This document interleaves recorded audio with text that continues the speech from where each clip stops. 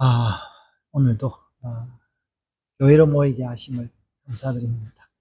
여러분 오늘도 보게 돼서 반갑습니다. 여러분 살아있어서 감사합니다. 여러분 살아있는 게 얼마나 감사한지 몰라요. 어젯밤도 사고로, 전쟁으로, 총에, 또 자살로 많은 사람이 죽었습니다. 여러분 삶은요 희열이기도 하지만 사실은 이제 그 이면에는 고통이 많습니다. 여러분 자는 것도 힘들잖아요, 그죠? 또 일어나는 것도 쉽지가 않아요. 예. 또 깨어나서 활동을 해야 되는데 무슨 일을 해야 되는지, 뭐 농사를 짓던 옛날 농부들이 참 행복했다 이제 그런 생각도 드는데, 여러분 저도 주일날이 제일 좋습니다. 왜냐하면 주일날 제가 새벽에 일어나서 제가 농사를 할 수 있는 일이 딱 정해져 있기 때문에 참 감사합니다. 여러분 우리가 살아가는데요, 여러분 생명의 위협을 못 느껴서 별로 불편한 거 없는데요, 제가 어떤 나라에 가니까 그 나라에는 제가 말레이시아에 갔는데 그 말레이시아의 그 집 주인이요, 늘 강도 걱정을 해가지고 늘 집 문을 철저히 잠가요. 진짜 좀 열어놨으면 좋겠는데. 예. 그래서 그리고 디지털 키도 아니고 이게 이런 돌리는 키인데 열쇠 꾸러미를 한 것씩 이렇게 들고 다니는 그런 나라도 있습니다. 이 삶이란요 하나님이 주신 선물이에요. 그래서 여러분 이 선물에 감사하면서 살아갑시다. 우리가 인간이 어떻게 해요? 동물 중에 최상위 포식자 아닙니까? 예. 여러분 이 동물들 이렇게 우리 사파리나 이런 그 유튜브 이런 걸 보면요, 생명이 살아가기 얼마나 힘든지, 얘네들은 잘 때도 벌써 방어를 많이 하잖아요. 예. 우리는 이제 그렇지 않고 안전하게 살아가는 게 얼마나 하나님의 복인지 모릅니다. 여러분 오늘 제가 제목이 뭐랬습니까? 종교의 카오스에서 믿음으로 살아가기 그랬는데, 참 지난 몇 년 제가 개척을 하고 그 코로나를 지내고 또 지난 정부의 그런 계엄 사태를 지내면서 또 새 정부 들어서 또 여러 무역과 경제 상황이 바뀌어서 온 세계가 전쟁통입니다. 실제로 전쟁이 있고 또 무역 전쟁이 있는데, 이제 그 가운데 여러분 이제 교회가 어떻게 하는지 참으로 제가 참 많이 걱정스럽습니다. 오늘 제가 열왕기상 18장을 읽었는데요, 마치 엘리야 시대에 비슷하지 않나 싶습니다. 여러분 성경이나 역사에 보면요 부흥의 시기는 잠깐입니다. 여러분 우리도 행복했던 시기가 잠깐이죠. 비도 잠깐 오죠. 여러분 그 시기 때문에 우리가 살아가고 있는 거예요. 그렇죠? 그래서 여러분 우리가 좋은 추억 만들 수 있을 때는요 빨리 좋은 추억을 딱 만들어서 그림을 지어야 돼요. 내가 사랑할 수 있는 환경과 그 분위기가 되면 빨리 사랑하는 게 중요해요. 그리고 또 맛있는 게 있으면요 아끼지 말고 빨리 나도 먹고 남으면 옆 사람 나눠주고 그런 게 가장 좋습니다. 여러분 그것 때문에 우리가 살아가는 거예요. 그러면 제가 오늘 제가 나이가 들어가면서 느끼는 게, 사람이 떡으로 사는 게 아니다. 쉽게 좀 더 적나라하게 해석하면 뭡니까? 사람이 돈으로 사는 것이 아니다. 소유로 사는 것이 아니다. 그랬어요. 뭐라 합니까?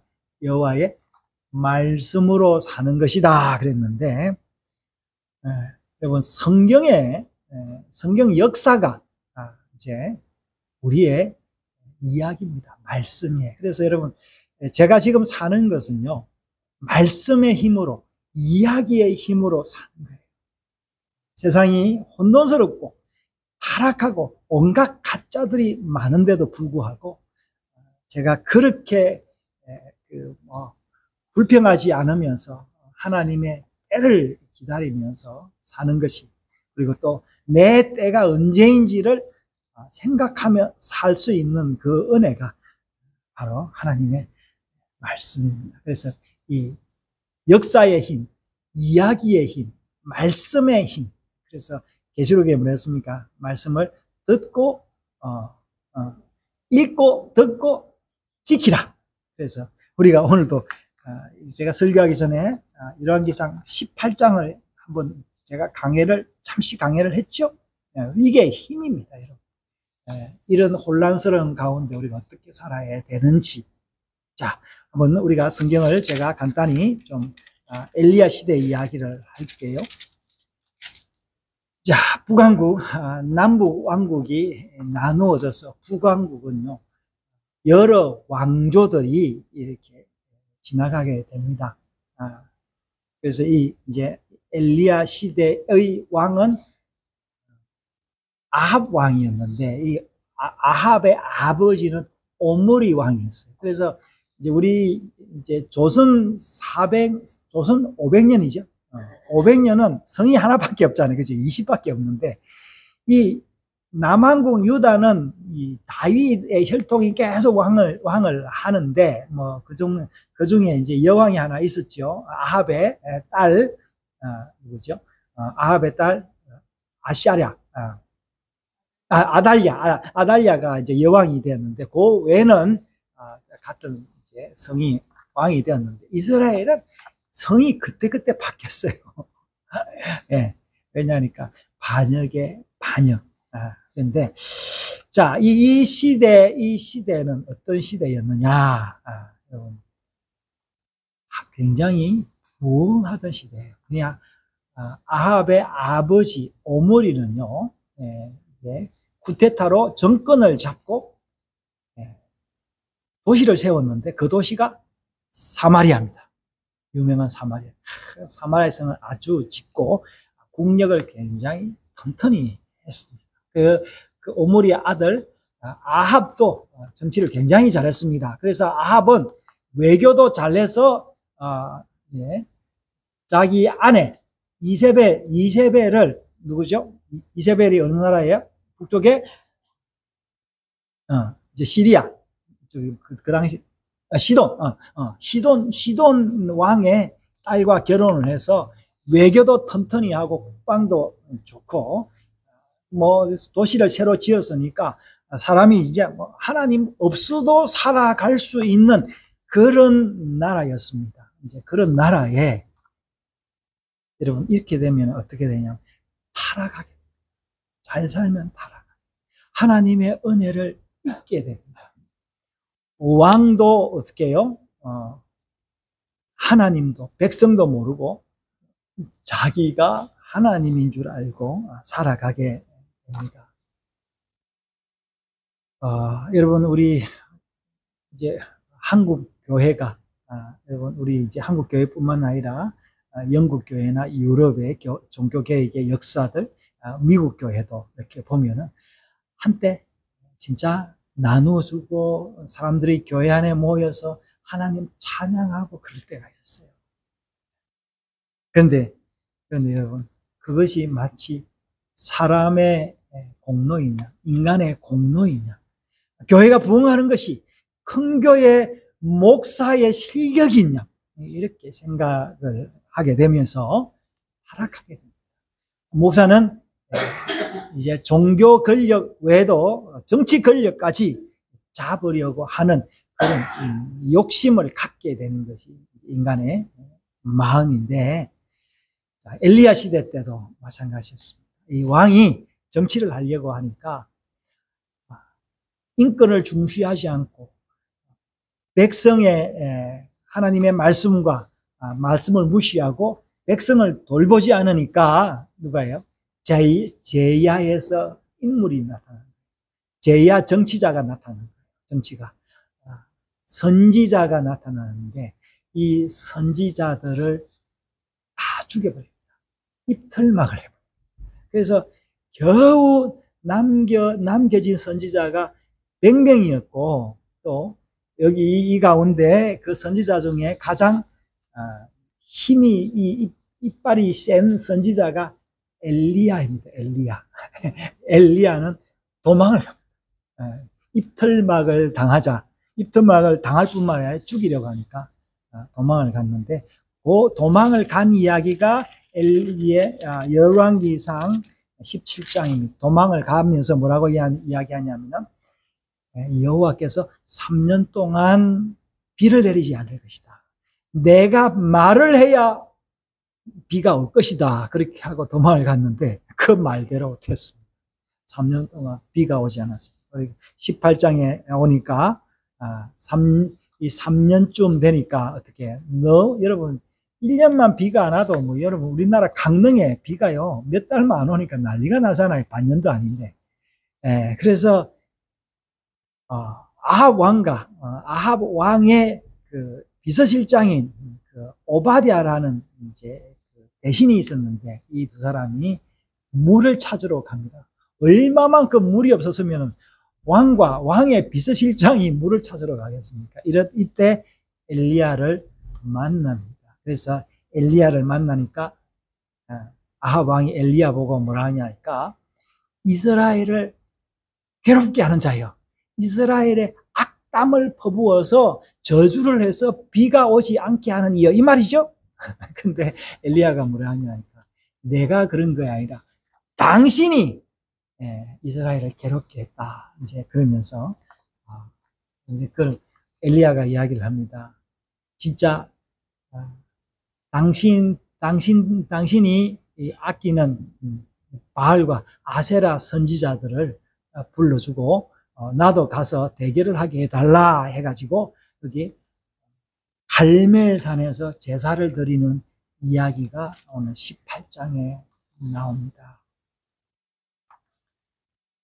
그래서 아합이 명령을 해서 바알 선지자 몇 명? 450명을 모으게 됩니다. 이 아세라 선지자 400명도 모아라고 됐는데 아마 이 아세라 선지자 400명은 오지 않았던 것 같아요. 그래서 여기서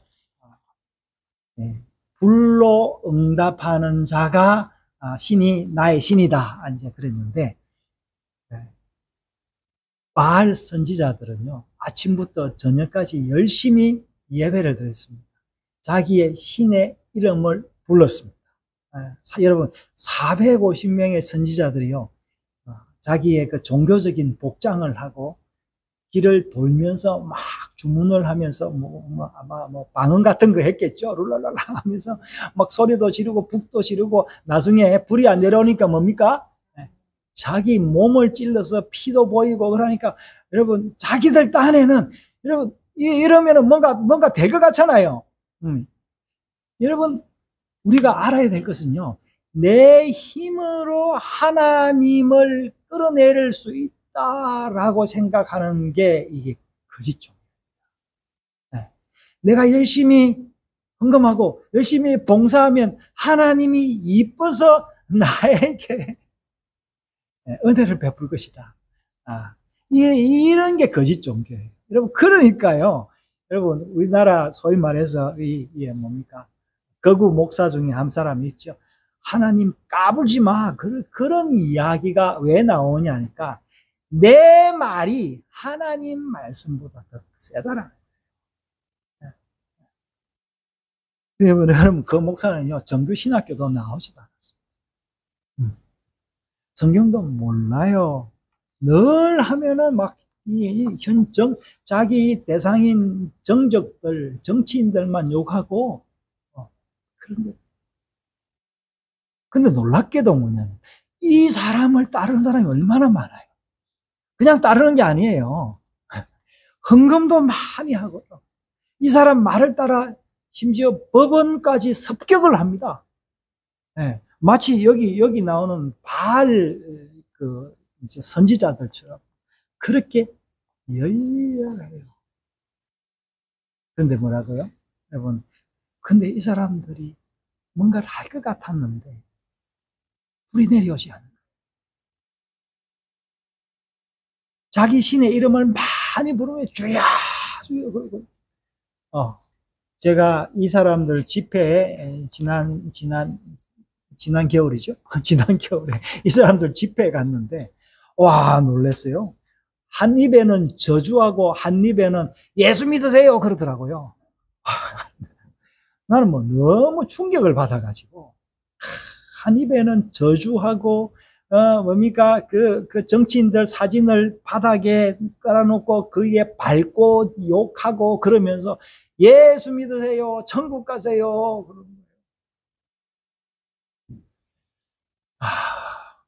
여러분 여기에 여러분 그 당시에요. 그 탄핵당한 대통령은 여러분 어떻게 되는지 아십니까? 지금에서야 밝혀지죠. 이단 종교인들을 자기 정당에 끌어들여 가지고 표를 얻어서 그 정당에 에서 대통령 후보로 선출되죠.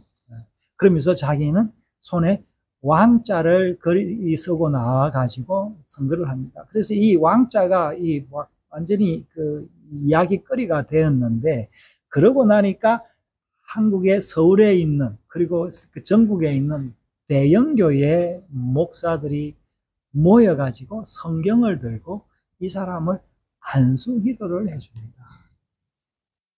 그리고 그게요 오래전의 일이 아니고 불과 3, 4년 전의 일이에요. 예. 그래서 그때 저는요 너무 충격을 받아가지고 심지어 여러분 제가 대학 때 같이 학내 문제로 고민하고 같이 데모하던 목사는요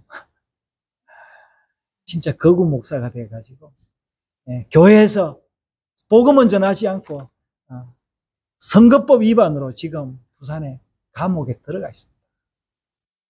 제가 그 친구를 너무 잘 알죠. 학교 다닐 때 그 친구의 성품이 어찌했는지 제가 잘 압니다. 여러분, 오늘 엘리야가 여러분, 여러분, 카오스 가운데, 창세기 1장에 뭐랬습니까? 땅이 혼돈하고 공허하며 흑암이 깊음 위에 있고 하나님의 영은 수면 위에 운행하시니라. 여러분, 이 땅이 어디서 창조되냐면 혼돈 속에서 창조됩니다. 여러분, 우리도 이 혼돈 속에 들어갈 수밖에 없는 존재입니다. 여러분, 이 혼돈을 가장 이 효과적으로 일으키려면 어디서 혼돈을 해야 되겠어요? 가장 거룩하다는 사람들.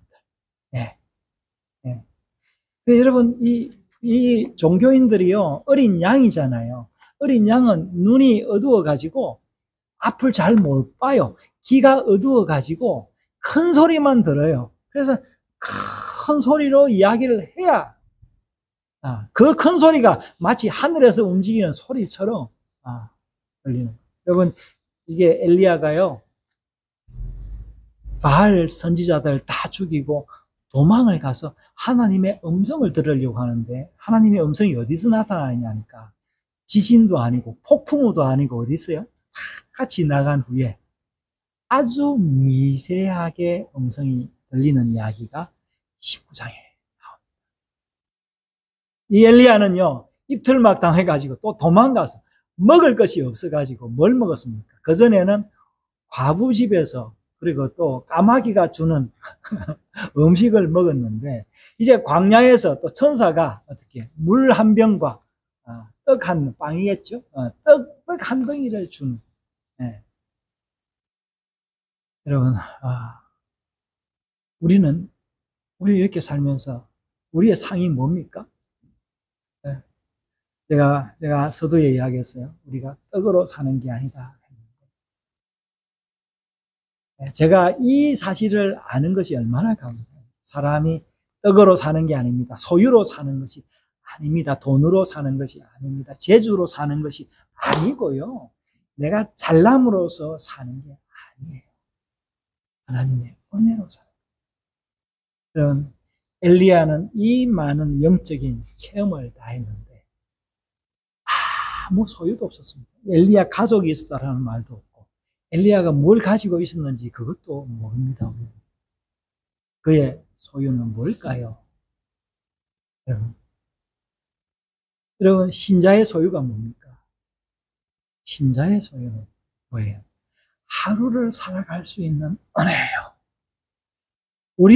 오늘날 우리에게 일용할 양식을 주옵시고 하는 이 빵이 아니에요. 하나님의 말씀입니다. 여러분, 하나님의 말씀이 없이는 빵을 먹어도 기분이 좋지 않습니다. 기분이 나쁘게 빵 먹으면 소화도 되지 않습니다. 위장 탈납니다. 제가 젊을 때 경험을 많이 했습니다. 여러분, 엘리야의 소유는 뭐였습니까? 엘리야는 평생 도망감 다니면서 살았는데 엘리야가 재밌었겠어요? 저는 상당히 재밌었을 거라고 생각해요. 네. 왜 그러냐 하니까 큰 싸움에서 한 번씩 이겼기 때문에. 여러분 축구 선수들이 늘 골 넣지는 않아요. 매 경기마다 골 넣지는 않아요. 어떨 때는 세 골도 넣어서 뭡니까? 세 골 넣은 거는 뭐라 합니까?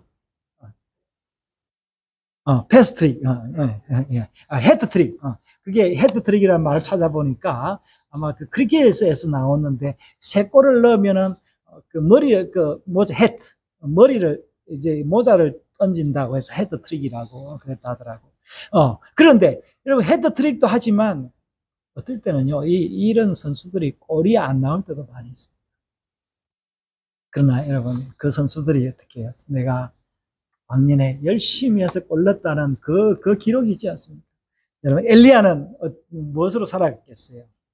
이러면서 엘리야의 우리가 삶을 알죠. 마지막에 엘리야가 천사를 만나고 하나님의 세미한 음성을 듣고 또 마지막에는요 하나님이 엘리야를 불러서 산채로 하늘로 올라갔다.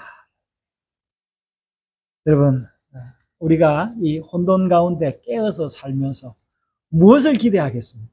여러분 오늘 교회에 오셨는데 교회에 뭐 하러 왔습니까? 여러분 오늘 교회에 오신 이것이 여러분의 상급이에요. 여러분 교회에 올 수 있다라 하는 이것이 상급. 우리가 같이 교회로 모여서 서로 찬송하고 이야기할 수 있다라는 게 상급. 내일의 상은 내일이 있을 거예요. 이러면서 우리가 어둠 가운데 또 빛을 보고 카오스 가운데 하나님의 영을 보면서 이 흙탕물이 또 맑아지는 그 시간을 기다리면서 살다가 어느 날 하나님이 우리를 부르시는 것입니다. 사랑하는 여러분, 우리가 오늘 그 가운데 살아가고 있기 때문에 하루하루 그냥 기쁘고 감사하면서 살아갑시다. 비가 와도 감사하고 맑아도 감사하고 돈이 있어도 감사하고 돈이 없어도 감사하고 심지어 여러분 부부도요 늘 사이가 좋을 수는 없습니다. 여러분 제일 많이 싸우는 사람이 누구예요? 부부가 제일 많이 싸우죠. 그리고 또 어릴 때 우리 손주들 보면요 얼마나 싸우는지 몰라요. 근데 또 어떨 때 보면 얼마나 정겹게 지내는지 또 몰라요. 이게 우리 인생입니다. 그러다가 하나님이 우리를 부르실 큰 날이 온다라는 거예요.